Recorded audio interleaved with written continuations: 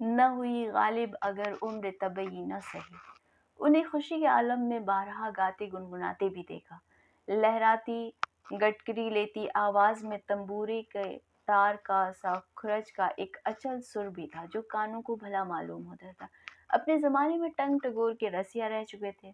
मतलब ये कि इस हद तक मौसीकी में दरक के बखूबी जानते थे कि खुद बेसुरा गाते हैं। अक्सर फरमाते कि हमारे यहाँ शुरफा में अच्छा गाने को ऐब समझा जाता है।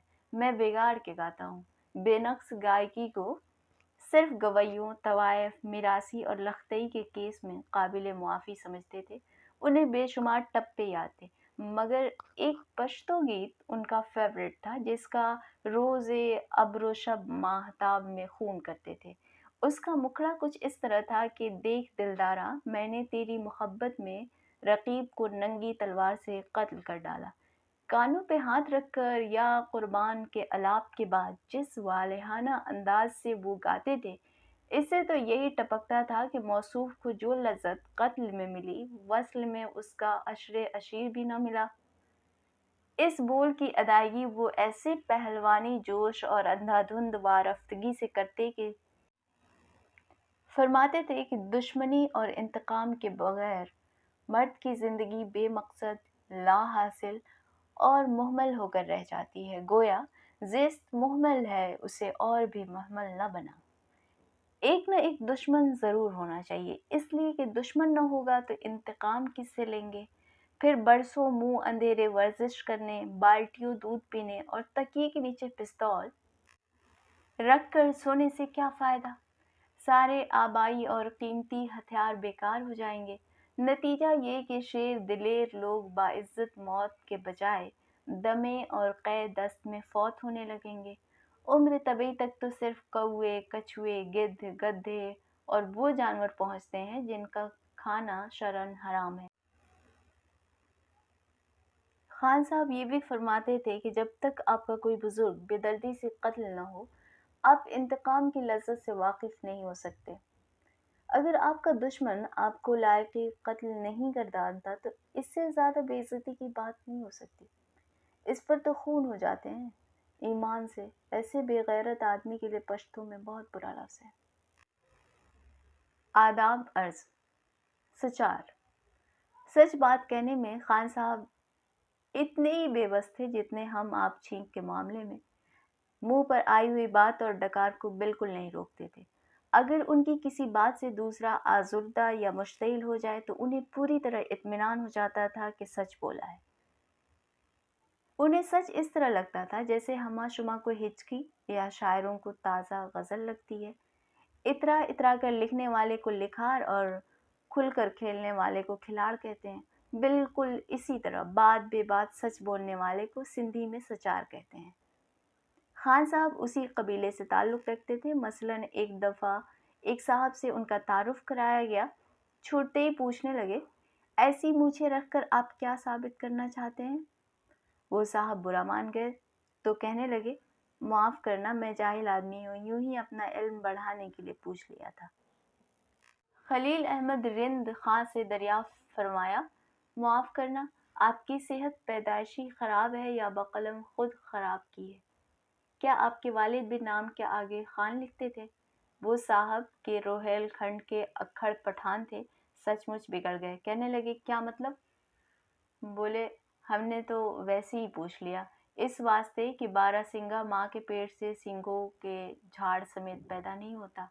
एक दफ़ा बशारत से पूछा, आप रेशमी अज़ार बंद इस्तेमाल करते हैं? खुल जाने के अलावा इसके और क्या फ़वाइद हैं?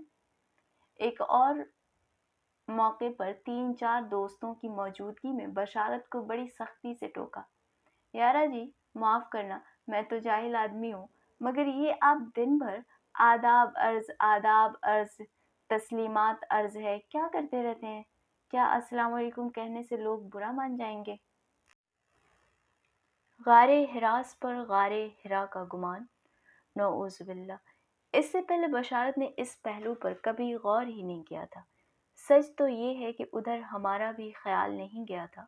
बशारत ने अपने वालिद को हमेशा आदाब व तस्लीमात ही कहते सुना था।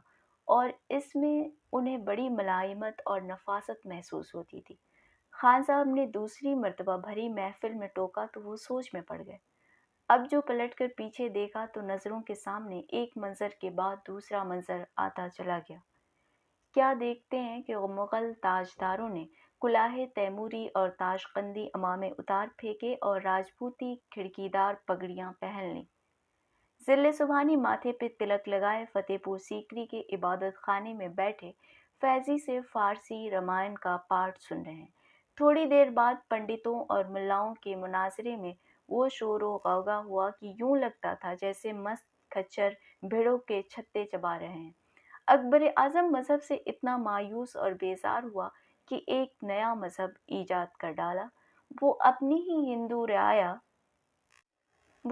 ہندو رعایا کو جلد از جلد خوش اور رام کرنے کی غرض سے بھی اپنے آبائی دین سے بیزاری اور لا تعلقی ظاہر کرنا چاہتا تھا۔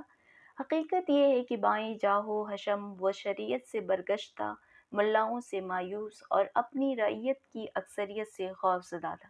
رفتہ رفتہ دیں پناہ کو اپنے غار حراس پر غار حرا کا گمان ہونے لگا اور اس نے نبوت کا دعویٰ کر دیا، جس پر اس کی اپنی ملکہ جودھا بائی اور ملا دو پیازا تک ایمان نہ لائے۔ اس نے سب کو خوش کرنے کے لیے سب مذاہب کا ایک کاکٹیل بنایا جسے سب نے اسی بنا پر ٹھکرا دیا۔ میرے کام کچھ نہ آیا یہ کمال نئے نوازی۔ پھر دیکھا کہ سمندِ شبرنگ کی ننگی پیٹھ پر شباشب منزلیں مارنے اور ملکوں جھنڈا گاڑنے والے مغل سورما اب جمنا کنارے راجپوتی طرز کے درشن جھروکے میں اور لال اماری اور پچ رنگ مستک والے فیل گرا ڈیل پر براجمان نظر آتے ہیں۔ لو کے تھپیڑوں نے فرغانہ کے فرغل اتروا دیے۔ ململ کے ہوادار انگرکھوں نے زیرہ بختر کی جگہ لے لی۔ رفتہ رفتہ فاتحین نے اپنی مادری زبانیں عربی، ترکی اور فارسی ترک کر کے ایک نئی زبان اردو وضع کی، جو ابتداً خود ان کے لیے بھی اتنی ہی بدیسی اور اجنبی تھی جتنی ہندوؤں کے لیے ترکی یا فارسی۔ مکمل عسکری فتح کے بعد حکمراں قوم نے اپنی اصل زبان سے دستبردار ہو کر خوش دلی سے ایک نوع کی ثقافتی شکست مان لی، تاکہ ہارنے والے یہ نہ سمجھیں کہ وہ اپنے سکے کے ساتھ اپنی مادری زبان بھی مستقلاً رائج کرنا چاہتے ہیں۔ مسجدوں اور خانقاہوں کے دروازوں اور محرابوں پر ہندوؤں کے مقدس پھول کمل سے منبت کاری ہونے لگی۔ مارکا آراؤں کی محفلوں میں تاجکستانی رقص کا وفور و خروش اور سمرقند و بخارا کے شعلہ در گلو نغمے پھر کبھی سنائی نہ دیے کہ وقت نے لے ہی نہیں نئے و نغمہ بھی بدل کے رکھ دیے۔ ماورائے ہند کے صاحب کمال رامشگر اور اقصائے فارس کے نادر نوازندگان سبکدست اپنے بربط و چنگ و رباب بغلوں میں دبائے مدتیں گزریں رخصت ہو گئے۔ ان کے جانے پر نہ آسمان رویا نہ ہمالیہ کی چھاتی شق ہوئی کہ ان کے قدردانوں نے اب ستار، سارنگی اور مردنگ پر ہندوی راگ راگنیوں سے دلوں کو گرمانا سیکھ لیا تھا۔ گنگا جمنی کام لکھنے والی انگلی جو لکھتی چلی جاتی ہے، ثقافتی سمجھوتے کے مرقع کا ایک اور ورق پلٹ کر دکھاتی ہے۔ دریائے گومتی کے روپ کنارے رہس کا رسیا، اودھ کا آخری تاجدار پیروں میں گھنگرو باندھے اسٹیج پر اپنی ہی بنائی ہوئی ہندی دھن پر نرت بھاؤ بتا رہا ہے۔ ایک ورق اور پلٹیے تو جمنا کنارے ایک اور ہی منظر نگاہ کے سامنے آتا ہے۔ چند متقی، پرہیزگار اور باریش بزرگ مسند کی ٹیک لگائے اسباب زوال امت، احیائے دین اور ضرورت جہاد پر عربی اور فارسی میں رسالے تحریر کر رہے ہیں، لیکن جب سلام کرنا ہو تو دوہرے ہو کر ایک دوسرے کو کورنش آداب و تسلیمات، بندگی اور مجرا بجا لاتے ہیں۔ السلام علیکم کہنے سے اعتراض کرتے ہیں کہ یہ رواج جو 1200 سال سے مسلمانوں کا شعار اسی طور رہا تھا جیسے شلوم امت موسوی کی یا جے رام جی کی اور نمسکار اہل ہنود کی پہچان رہی ہے۔ اب بالکل متروک ہو چکا تھا۔ نوبت یہاں تک پہنچی کہ حضرت شاہ ولی اللہ رحمۃ اللہ علیہ کے خانوادے نے بھی السلام علیکم کہنا ترک کر دیا۔ مؤلف امیر الروایات لکھتا ہے کہ حضرت شاہ ولی اللہ کے خاندان کے لوگ جب سلام کرتے تو کہتے تھے عبد القادر تسلیمات عرض کرتا ہے، رفیع الدین تسلیمات عرض کرتا ہے۔ جب حضرت سید احمد بریلوی بیعت کے لیے حضرت شاہ ولی اللہ کی خدمت میں حاضر ہوئے تو وہ پہلے شخص تھے جس نے انہیں السلام علیکم کہا۔ یہ سب ثقافتی سمجھوتے تسخیر و تالیف قلوب کی خاطر قرن بقرن ہوا کیے، مگر وقت نے ثابت کر دیا کہ یہ دل کو سمجھانے والی بات تھی۔ آداب عرض اور آہنگ خسروی آنے والی رستاخیز میں کسی کی جان و مال کو، حتیٰ کہ خود سمجھوتے کی زبان کو بھی نہ بچا سکے۔ وقت نے ایسے تمام دل خوش کن اور آرائشی سمجھوتوں کو خونابہ برد کر دیا۔ مخمل و کمخاب کے غلاف گرتی ہوئی دیواروں کو گرنے سے نہیں روک سکتے، چنانچہ وہی ہوا جو ہونا تھا۔ بھلا یہ کیسے ہو سکتا ہے کہ زبان یار تو قلم کر دی جائے، اخلاص و رواداری کا پرچم سرنگوں ہو جائے، مگر کلچر کامگار و فتح یاب ہو۔ بشارت اکثر کہتے ہیں کہ میں یہ کبھی نہیں بھولوں گا کہ پشاور کے ایک ان پڑھ پٹھان کے تانے نے 4 پشتوں کا پالا پوسا آداب عرض چھڑوا دیا۔ میں تو جب بھی کراچی آتا ہوں حیران پریشان رہتا ہوں۔ جس سے ملو، جس سے بولو، کراچی سے کچھ نہ کچھ گلہ ضرور رکھتا ہے۔ ایک شخص بھی ایسا نہیں ملا جو اپنے شہر پر فخر کرتا ہو۔ اس کے 2 سبب ہیں۔ پہلا تو یہ کہ یہاں فخر کے لائق کوئی چیز نہیں، دوسرا یہ کہ دیوار گریا۔ دوسرا سبب بتانے کے لیے انہوں نے اپنی انگشت شہادت ابھی سوئے فلک بلند کی ہی تھی کہ مرزا عبد الودود بیگ بیچ میں کود پڑے، کہنے لگے صاحب دوسرا سبب یہ کہ مہاجر پنجابی، سندھی، بلوچ، پٹھان سب اپنے رب کا فضل تلاش کرنے کے لیے یہاں آ کر آباد ہوئے۔ کڑی دھوپ پڑ رہی تھی، سب کے سروں پر کراچی نے مادر مہرباں کی طرح اپنی پھٹی پرانی چادر کا سائبان تان دیا۔ ان پر بھی جو بسر کرنے کے لیے فقط ٹھیا ٹھکانہ مانگتے تھے پھر پسرتے چلے گئے، لیکن سب شاکی، سب آزردہ خاطر، سب برہم۔ مہاجر ہی کو لیجیے، دلی، لکھنؤ، ممبئی، بارہ بنکی، جوناگڑھ، حد یہ کہ اجاڑ جھنجھنو، جے پور، راقم الحروف کی طرف اشارہ کو یاد کر کے آہ بھرتا ہے۔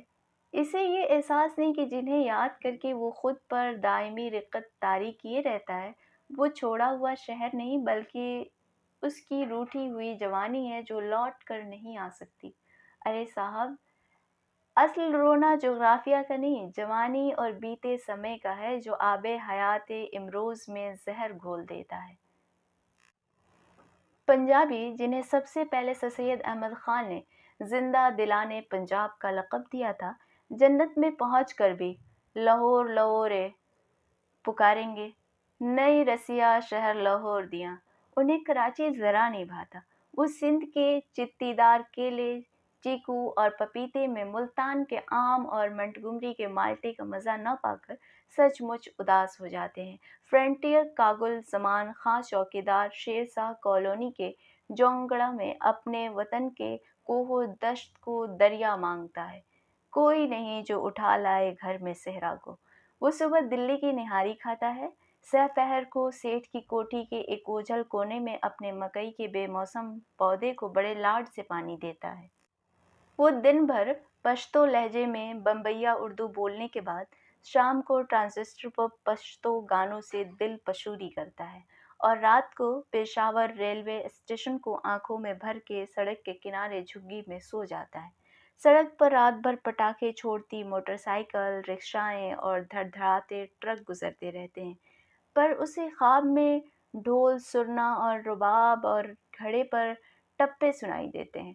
ادھر کوئٹہ اور زیارت سے آیا ہوا بلوچ کراچی کا نیلا سمندر دیکھتا ہے اور بلوچستان کے سنگلاخ پہاڑوں اور ان فربا دمبوں کو یاد کر کے آپ دیدہ ہو جاتا ہے جن کے وہ بڑے خستہ سجی کباب بنا سکتا تھا۔ اب رہا پرانا سندھی، تو وہ غریب اس زمانے کو یاد کر کے آہ بھرتا ہے جب یہ چاروں حضرات کراچی تشریف نہیں لائے تھے